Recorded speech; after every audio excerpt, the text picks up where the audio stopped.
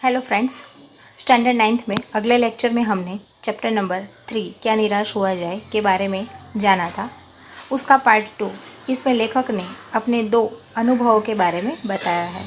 इसमें से पहला अनुभव है कि एक बार रेलवे स्टेशन पर टिकट लेते हुए गलती से मैंने 10 के बजाय 100 रुपये का नोट दिया और मैं जल्दी जल्दी गाड़ी में बैठकर आकर चला आया। थोड़ी देर में टिकट बाबू उन दिनों के सेकंड क्लास के डिब्बे में हर आदमी का चेहरा पहचानता हुआ उपस्थित हुआ। उसने मुझे पहचान लिया और बड़ी विनम्रता के साथ मेरे हाथ में 90 रुपये रख दिए और बोला, यह बहुत गलती हो गई थी, आपने भी नहीं देखा, मैंने भी नहीं देखा। उनके चेहरे पर विचित्र संतोष की गरिमा थी। मैं चकित रह गया।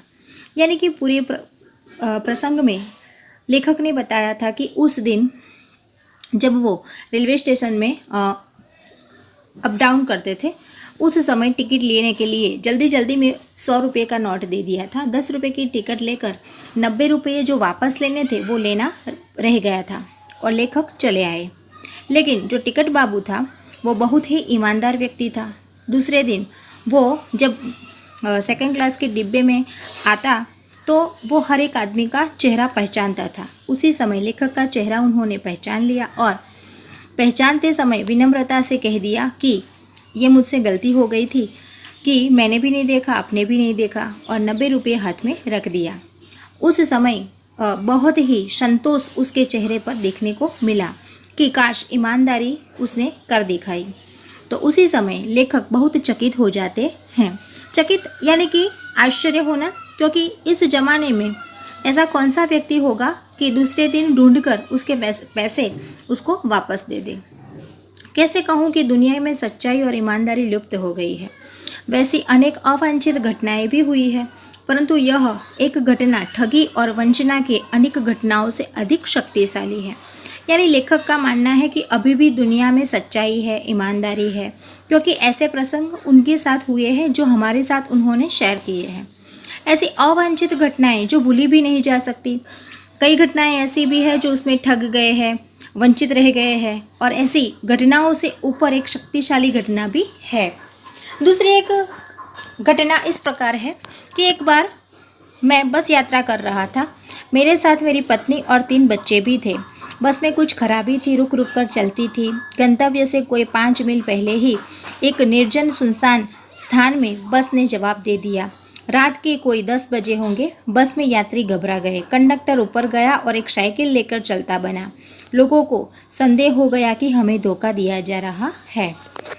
अगर आपको याद हो तो चैप्टर के शुरू की लाइन में, पैराग्राफ में ही लेखक ने बताया है कि हर एक इंसान को हम संदेह की दृष्टि से देखते हैं। यहाँ भी कुछ ऐसा ही है।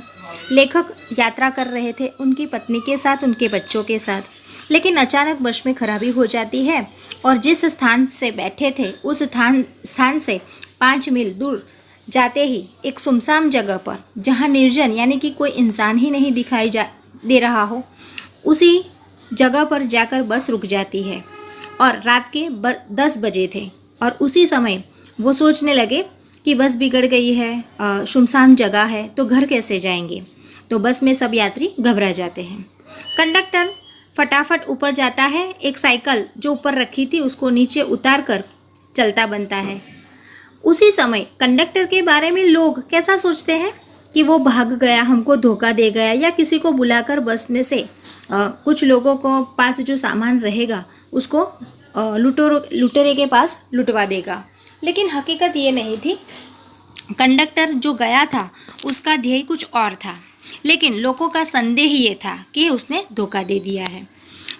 बस में बैठे लोगों ने तरह तरह की बातें शुरू कर दी। किसी ने कहा यहाँ डकैती होती है, 2 दिन पहले ही किसी ने बस को लूट लिया था, परिवार सहित अकेला मैं ही था, बच्चे पानी पानी चिल्ला रहे थे, पानी का कहीं ठिकाना न था, ऊपर से आदमियों का डर समा गया था।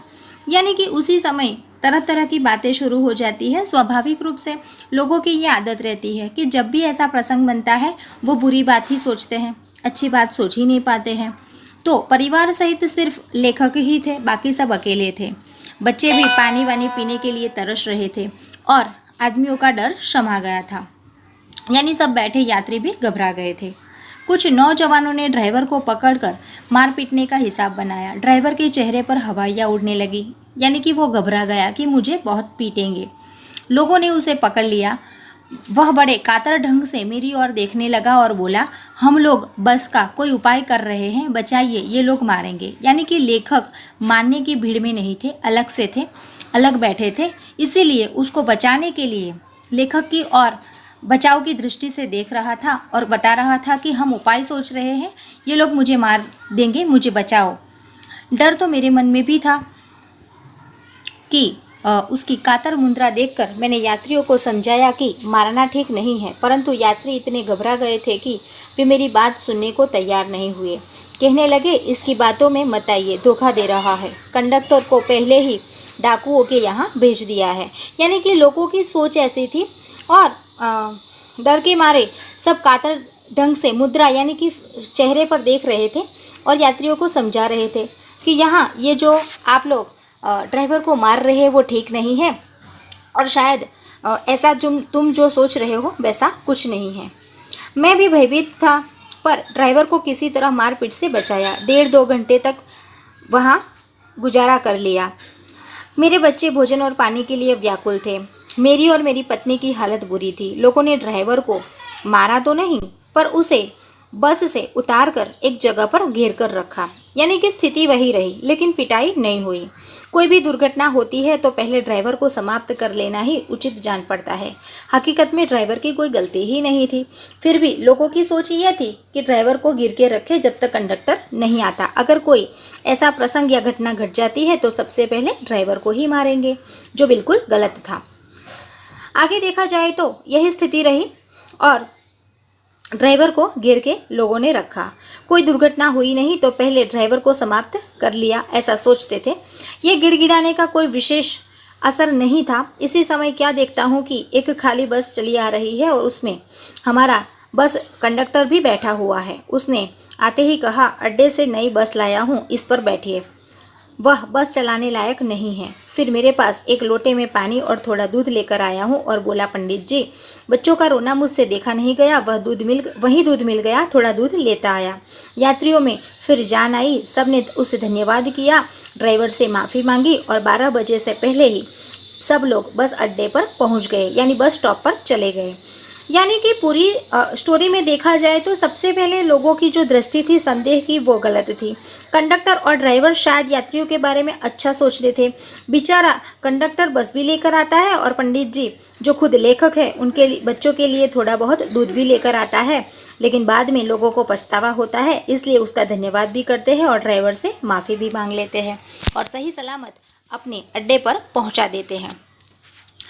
आगे लेखक कहते हैं कि कैसे कहूँ कि मनुष्यता एकदम समाप्त हो गई है, कैसे कहूँ कि लोगों में दया माया रही नहीं है। जीवन में न जाने ऐसी कितनी घटनाएं हैं जिन्हें मैं भूल नहीं सकता।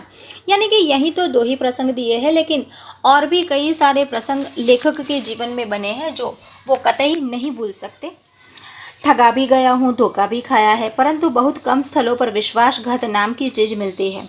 यानी कि कितनी बार उनको ठगा गया है, धोखा भी दे दिया है किसी इंसान ने, परंतु बहुत कम स्थलों पर विश्वासघात नाम की चीज़ नहीं मिलती। यानी कभी कभी ऐसा भी बनता है कि विश्वासघात भी हुआ है।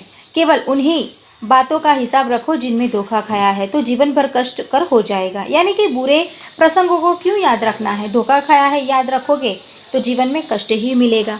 परंतु ऐसी घटनाएं भी बहुत कम नहीं है जब लोगों ने अकारण सहायता की है, निराश मन को ठाठस दिया है, ठाठस माने कि विश्वास दिलाया है और हिम्मत बधाई है। यानी कि ऐसे कई भी इंसान हैं जो हमें नहीं पहचानते हैं, फिर भी अकारण सहायता में आए हैं, हमारी हेल्प कर दी है, हिम्मत बंधाई है। कविवर रविंद्रनाथ ठाकुर ने अपने एक प्रार्थना गीत में भगवान से प्रार्थना की थी कि संसार में केवल नुकसान ही उठाना पड़े, धोखा ही खाना पड़े, तो ऐसे अवसरों पर भी हे प्रभु मुझे ऐसी शक्ति दो कि मैं तुम्हारे ऊपर संदेह न करूं। यानी कि उस समय प्रार्थना गीत में यही लिखा था रविंद्रनाथ ठाकुर ने कि कोई भी मुश्किल पड़ती है, धोखा खाना पड़ता है, ऐसे अवसर पर हम हमेशा भगवान को ही दोष देते हैं। तो हे भगवान हमें शक्ति देना कि मैं तुम पर दोष न करूं, संदेह न करूं कि मुझे ये दुख क्यों मिला। मनुष्य की बनाई विधियां गलत नतीजे तक पहुंच रही है तो उन्हें बदलना होगा। वस्तुतः आए दिन इन्हें बदला ही जा सकता है। यानी कि बदला जा रहा है, जो बनता है उसमें थोड़ा बदलाव भी आता है, लेकिन अब भी आशा की ज्योति बुझी नहीं है। यानी कि जो होता है उसके सामने गलत बनता है, सही भी बनता है, अच्छे प्रसंग भी बनते हैं। यानी कि हर एक नागरिक, हर एक इंसान गलत नहीं है। महान भारतवर्ष को पाने की संभावना बनी हुई है, बनी रहेगी। यानी मैंने मन निराश होने की ज़रूरत नहीं है। अंत में लेखक हमसे ये कहते हैं कि हमें निराश होने की ज़रूरत नहीं है। यानी कि पूरे सारांश और 2 प्रसंगों के द्वारा हमें जानना मिलता है कि अब जो ईमानदारी, समाज, कायदे कानून, धर्म की जो बातें हैं वो नष्ट नहीं हुई है, कहीं ना कहीं दब गई है। तो आज के इंसान और नागरिक को ये हमेशा अपने जीवन में कायम रखना होगा। अस्तु।